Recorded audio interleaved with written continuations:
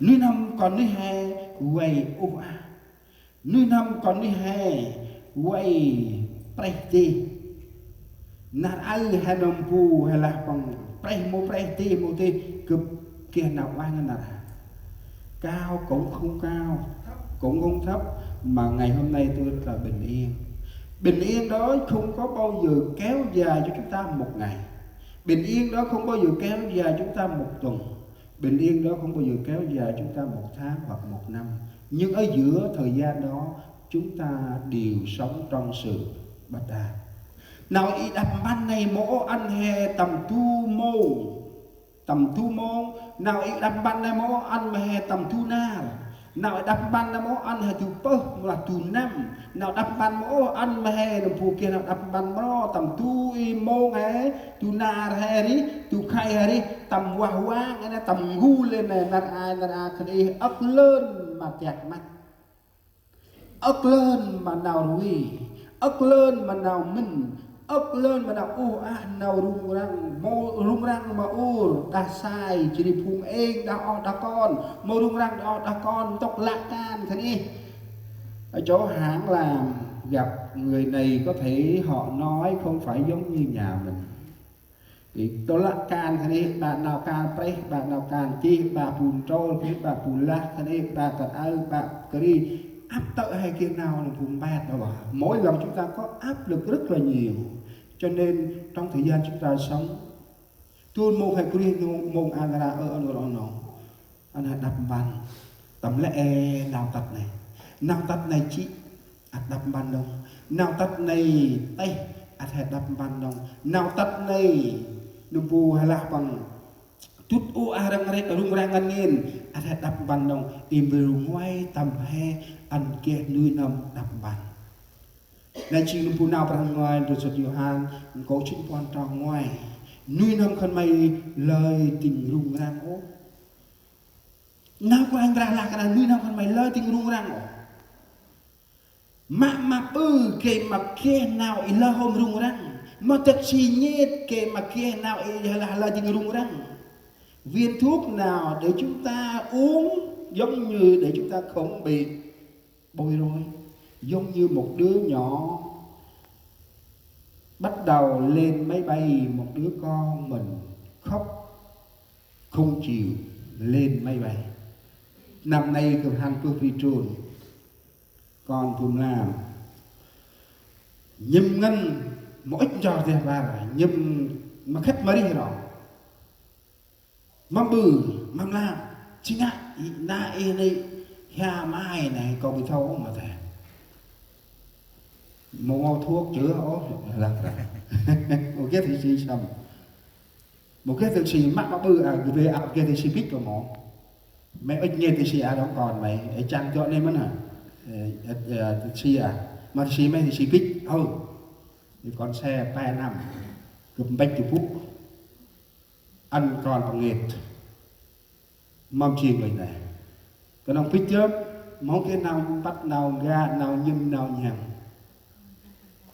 cứ ông bằng cực cụ cao bằng cụ cao cụ nam mà còn mà không nhầm rồi vì đi ấy là con lợn ngồi hà được đó còn cực mà hôm nào nhầm ông là ai mẹ chạy tỉ hỏi kia thì sự bây giờ thì cực ăn cà phê viên ăn nghe ăn khách ăn con nhỏ mau ăn từ vui lắm bước mà bị trôi tắt Thái Lan bước Thái Lan tắt trì nhật tắt trì mấy mà hôm kia nhầm còn chỉ ngâm vô ăn nghe thì tao là đưa thì là tao ra là những cái ăn nghe tại những vịt linh rồi để mong kia nào đừng ra ngó chỉ cái gì đầm tàn lẽ ngồi trên cúc tạt trôm đẹp ba này đập ban được cái gì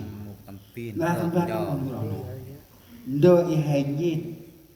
là nào của anh ra là cho họ mà brand đủ chỉ cho mà cướp thằng gan đâu nào này là cho mà của anh ra ta nay dưới chuyện vụ tiệc si ân mà hè kể mà kẻ đập bắn tầm lệ nào ta là hè là cứ mỗi cho mày cứ cho nó mặc lại cái ăn cái ra và đi bắt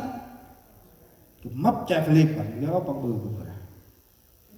là ăn tiệc si chỉ biết ăn và đi ăn mấp bự bằng mỗi cái nhưng mà ấy thế còn sẻ nó ra thằng đàn ông ăn cái ra phải pha hơi mày cứ mấp của chị mì cái bằng ngoài cái chỉ đít cướp là om tiền bù ra thì bằng cái ông mà cướp om chạm này mà sóc nào ấy nè hay ăn quanh ra là gì bật ngăn đông mình hầm hay rùng răng lau ấy nè thì ô lau ấy nè thì thầy tay ao cặp hôm tôi chỉ bị có hôm bự này phù trọng nạp cùng một kít ông mai mình làm cứ cả đi ra một kít ông mai là ông tôi chỉ bị hôm kít ông thì mà lại hay chạy tàu ngoài tuần làm hôm kia cả kia đó cái này mắm chết tàu ngoài tuần tay lại to làm áp răng bò bằng hôm cái tầm nào tầm cặp nhà hàng được cứ khỏi ai chị này mỹ mưa thì đã mặt o tầm mặt nút tầm trai thắp lại to và đang ngoài tuần này ăn phải ở tầm cặp từ nào nó mang thứ một cặp này không cái tầm nào là do to bên này mau tầm kít răng bằng này tầm là tầm ngoi và là một cái này ngoài tuần đã ra ngoài tuần tầm cặp nữa hay ra tầm ban đâu hành ngân quanh ra kèm hay kít nào đợi ít trước ít người ta là một ngân quanh ra lẽ đợi ít nào tắt là hai ta này đợi tay cái gì chỉ ô đã sai từ ban đầu itu yang til nào quay sai bự cái nòng chúng na đi trước đây sai một gòn bẹt mình đưa bự mẹ bự và một gòn bẹt tao cũng mẹ thì bự vàng gòn đấy là bà sả ta là cái gì là chúng na thơm bự viên chân thì một thòn đường ngàn tóc cũng mà là can cứ là từ măng chất âm cái thòn đường ngàn thì chỉ dừng đường ngàn cái này thò đó cái này đã đi thơm chỉ một thò thì mà mử tao là hè một cái nào gân quài ra tao hết nào tắt thêm cái nào đập bàn kia vừa hay là đâu mắm u xài mình để cho nạp tắt ra tao mặt quá hè là mâu tìl mà lao là tìl gọi là cái trao em mắt một bạc quá rồi giờ rồi quẹt lè tài chừng rồi chạy mùa luôn mặt rồi câu cạt rồi thì tao đặt luôn rạch đó tập phải ra tiếng âm anh hai tao lên chừng là hoành lên nhện và tiếng hay là mà mình âm u xài tôi chỉ tin phải chọn nằm này khăn này gân kia ông phụ làm mà hai cái đấy khăn là gân này ở ba mày biết mò mà ơi mới lỡ ra nhận phần này mà là ai nào biết mò trai lỡ ra nhận ơn mang tận nào còn tôi hay ông nuôi lại bận hà cứ mập bằng cái tổ cái sọc thì bằng cái prao chít mà 5 năm ôi bằng con 9 năm và nào mình săn chưa tầm măng ở nhà cứ là tăng oanh cướp oanh bằng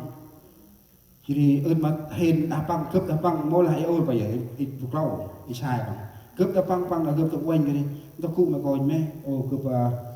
cái mày cướp cụ premier là chọn ngân chưa cướp chị cướp kia lạc xa đông kia lạc xa ta lai chỉ cướp hai sắc ô ta Việt Nam đó ô quan 9 năm cướp mạng có đứa con thì ấp phụ lạc cướp mê thì sắc mấy ô chút ở Việt Nam này là chương chi tây quẹt là dòng mà phụ mặt mấy thì đi lạc này dòng mấy ô ra cướp thì ô và hắn là hên hình hắn là chú khá là hên thì chị ơi là đồ có gì em lấy chọc già lắm chị ơi nhưng mà ông chồng em nó rất thương em có cái gì ông cho cái đó tiền bạc tất cả ông không bao giờ dư một xu một đồng ở tiếng Âu Tây là cái đó là cái sự may mắn của mình thì chúng ta nên giữ những gì Chúa cho làm mà bùa ấy người trai lại chi của mặc có tặng hôm lào lạp lào can ta nói chuyện nghi vấn đề bà làm bà hành lớp đó phải nhưng mà hè là kia của anh ra hè thì tất tari của hành hè thích lệ cần bằng cái gì thì tận này hẹn ăn bằng đồ áp tiền tao ngoài hành mà mấy ăn là hẹn ác đã một sự làm như là rất là cảm động ngăn đông rất đầu tiên đến thì tôi cho cái gì tôi có ăn plei nâu plei do việc trao việc che việc ăn đây bằng ma cần nhìn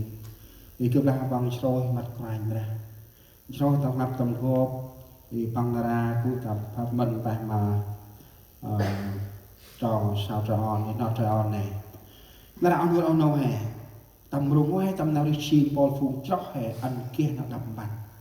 rồi nào tắt tay nào tắt chị cứ lặp lại ta là ăn tầm hè kia đập bàn nào ta gọi là nuôi năm con mày lời tình rung ra cho mà bạc đuôi chỉ cho mà cướp tầm đàn ông nấy chỉ nào cài ra là ta là cho mà cài ra gân nào đi chi ngay tầm cài ra hè kia đập bàn ngân ta là hè cho ông mà cài ra han đông nghỉ bạc đu vì là cài ra ăn tôi mong hè cúp han ra vẫn là ai chừng phu hè kia cài ra mong ăn là đập bàn ngân cúp yết nào bạc ngồi hè nằm phu crep ngân chết tay chạy nồi êm nào êm đi êm ơi êm coi êm mình nào mình máu quạt nào mình bà phải ở chỗ chỉ nào mình tên là sắc hè đó là đập bàn nó lẹ rồi mò